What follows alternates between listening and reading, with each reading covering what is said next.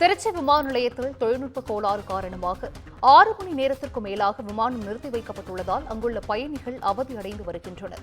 கூடுதல் விவரங்களை செய்தியாளர் கோவிந்தராஜ் வழங்கிட கேட்கலாம். கோவிந்தராஜ், வணக்கம்.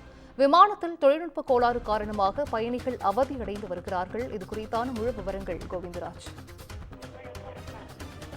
திருச்சி சர்வதேச விமான நிலையத்தில் இருந்து பல்வேறு வெளிநாடுகளுக்கு விமான சேவை இயக்கப்பட்டு வருகிறது. அதிலும் குறிப்பாக ஷார்ஜா, மலேசியா, சிங்கப்பூர், துபாய் உள்ளிட்ட நாடுகளுக்கு அதிக அளவிலான விமான சேவைகள் வழங்கப்பட்டு வருகின்றன.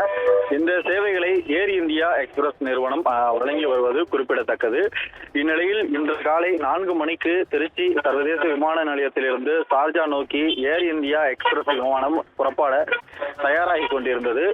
இந்த விமானத்தில் 113 பயணிகள் பயணம் செய்வதற்காக விமானத்தில் அமர வைக்கப்பட்டு விமானம் புறப்படும் ரன்வேயில் சற்று தூரம் புறப்பட்டு சென்றது. அப்போது விமானத்தில் தொழில்நுட்ப கோளாறு இருப்பது கண்டறியப்பட்டது. இதன் காரணமாக விமானியை சுதாரித்துக் கொண்டு உடனடியாக விமானத்தை நிறுத்திவிட்டார். இதனைத் தொடர்ந்து மீண்டும் விமானம் ஏப்ரான் பகுதிக்கு கொண்டு வரப்பட்டுள்ளது. மேலும் தொழில்நுட்ப கோளாறு வல்லுநர்கள் விமானத்தை சரி செய்யும் பணியில் ஈடுபட்டு வருகின்றனர். ஆனால் சரி செய்வதற்கு தாமதம் ஏற்பட்டதை தொடர்ந்து விமானத்தில் அமர வைக்கப்பட்ட 113 பயணிகளும் விமானத்தில் இருந்து இறக்கிவிடப்பட்டு ஓய்வறையில் தற்போது காத்திருக்க வைக்கப்பட்டுள்ளனர்.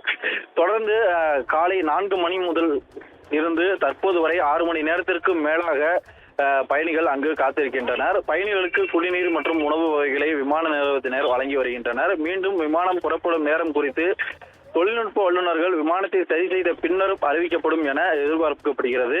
இதனால் 113 பயணிகளும் பெரும் அவதியில் தற்போது திருச்சி சர்வதேச விமான நிலையத்தில் காத்திருக்கின்றனர்.